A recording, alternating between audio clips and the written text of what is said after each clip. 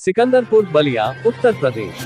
चौहान समाज महासंघ के केंद्रीय कार्यालय का उद्घाटन विधानसभा क्षेत्र सिकंदरपुर अंतर्गत बिच्छीगोज में समारोह किया गया। साथ ही साथ गणतंत्र दिवस के शुभ अवसर पर राष्ट्रगान के साथ झंडारोहण किया गया।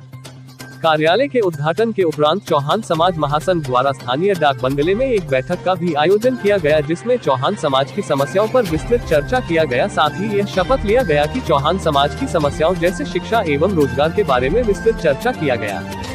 बैठक में सर्वसम्मति से निर्णय लिया गया कि 2024 के चुनाव में चौहान समाज को भागीदारी देने के साथ ही एक विशाल जनसभा आयोजन करने का निर्णय लिया गया। इस दौरान चौहान समाज के विभिन्न वक्ताओं द्वारा ग्राम करौंदी थाना भीमपुरा जनपद बलिया में बीते दिनों चौहान समाज के एक परिवार को अन्य लोगों द्वारा प्रताड़ित व मारपीट करने की घटना को लेकर स्थानीय पुलिस द्वारा अभी तक पीड़ित की तरफ से मुकदमा दर्ज न किए जाने पर कड़े शब्दों में घोर निंदा की गई।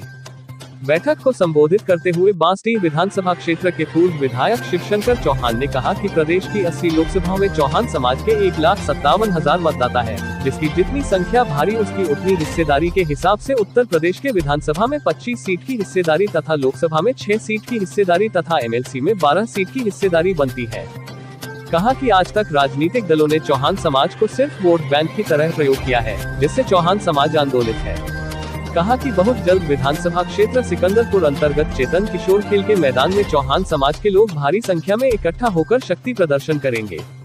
बताया कि चौहान समाज अपनी राजनीतिक भागीदारी न मिलने पर तथा वक्त आने पर अपनी औकात दिखाने व बताने का भी काम करेगा। आइए देखिए पूरी रिपोर्ट। सर, आज सिकंदरपुर के डाक बंगले में चौहान समाज की बैठक बुलाई गई थी, जिसमें चौहान समाज के काफ़ी लोग यहाँ पर इकट्ठे हुए थे। मैं सर आपसे बैठक का उद्देश्य जानना चाहूँगा। देखिए,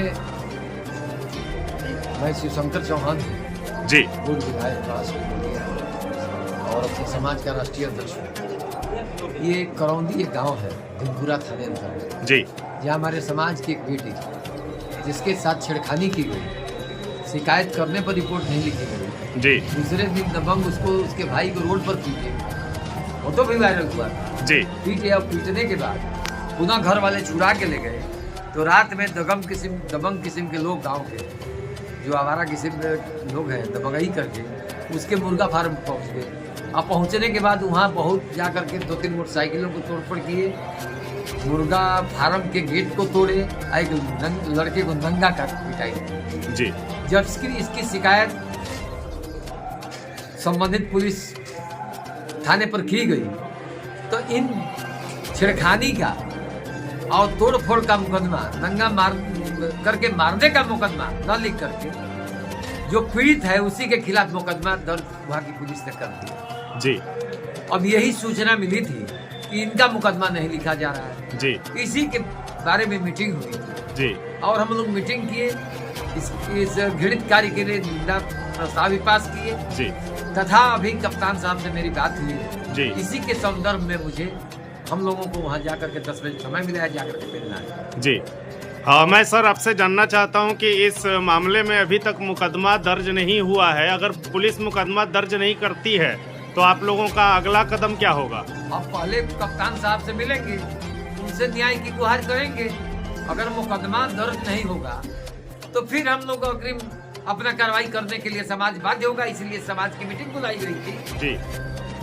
अगला कदम अनशन का होगा, प्रदर्शन का होगा, तमाम तरह के कदम हम लोग उठाएंगे। क्योंकि यहाँ प्रयाग चौहान है, ये भी भाजपा के महामंत्री हैं जी। मैं भी बीजेपी में हूँ जी। और बीजेपी में रह करके हम जब अपने समाज की को न्याय नहीं दे सकते जी, तो इस पार्टी में रह करके न्याय हमको कहाँ मिलेगा?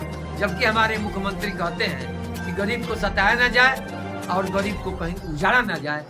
और पुलिस जो है यहाँ भीमपुरा की मनमानी कर रही है और एक अपने जात विशेष का मदद करके गांव गरीब को सताने का काम कर रही है, उसके साथ अन्याय करने का काम कर रही है। इस न्याय को पाने के लिए हम लोग जो कुछ भी करना होगा छोड़ेंगे नहीं, हम लोग न्याय पाके रहेंगे और संबंधित थानाध्यक्ष के खिलाफ हम लोग कार्रवाई करने की भी मांग कप्तान साहब से करेंगे। हमसे जुड़ने के लिए शिवशंकर चौहान जी, आपका बहुत बहुत धन्यवाद।